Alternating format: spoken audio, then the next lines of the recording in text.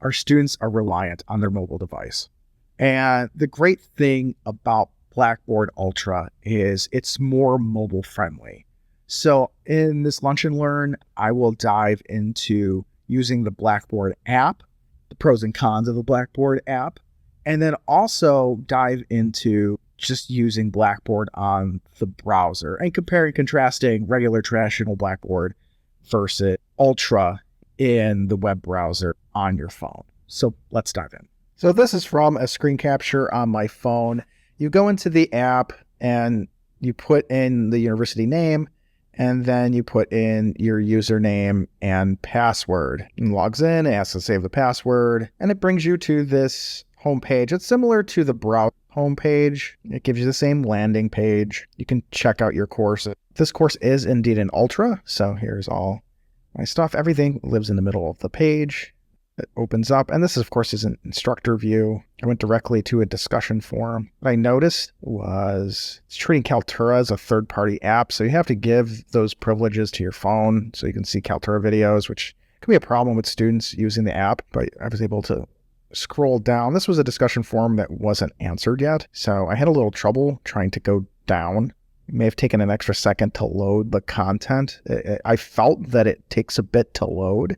You can see the student activity, which they haven't done anything yet. Here we get some content areas. So here's the module intro, materials area, and you can see that Kaltura videos are not popping up in the app. Quiz, which it's not in student view. Here is a discussion forum that has interaction. So it takes a second to load. So here's some student interactions. So this is nice because you can read responses and not have to use a desktop version. And then here's some messaging, and you can do messages from the app, which is really nice as well. So catch up on messages, catch up on discussions. And the students can submit things from their phone, but of course that's not ideal. But it looks like it's a slightly better experience with submitting assignments. Here I go to a class that's not a Blackboard Ultra class. The interesting thing is the app makes it look like it's Ultra. So here you can see your folders and go to the course content. There are features in the app that appear not to really work in the app as they would do on a regular desktop browser. So here's a discussion forum.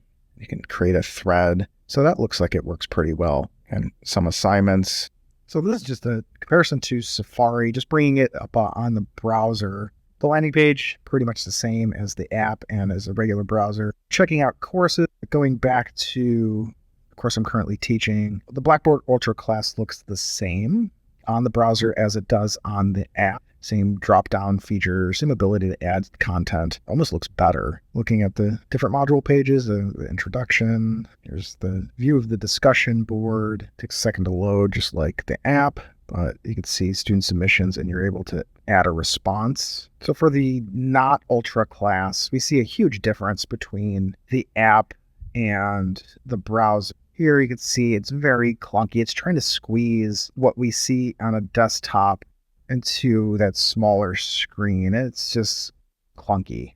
Once you make it to the content area, it looks a little better, but you can see a lot of scrunched text. So usually better on the app for traditional Blackboard Ultra, virtually the same. Same thing, like a lot of features that are on the desktop don't work, or images are not ideal for this tiny screen.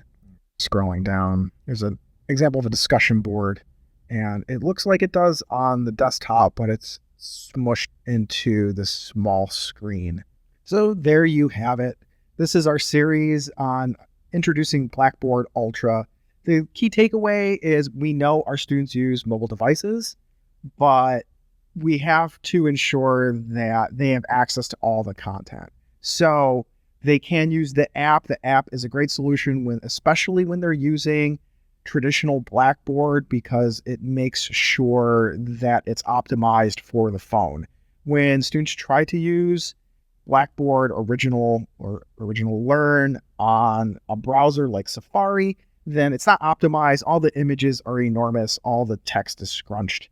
But if you do decide to transition to Blackboard Ultra, it is optimized for the smaller device, regardless of using the app or looking at it on a web browser, it looks pretty much the same and almost looks better on the web browser. So if you are interested in transitioning over to Blackboard Ultra, contact Learn AU. We're more than happy to help. Thank you.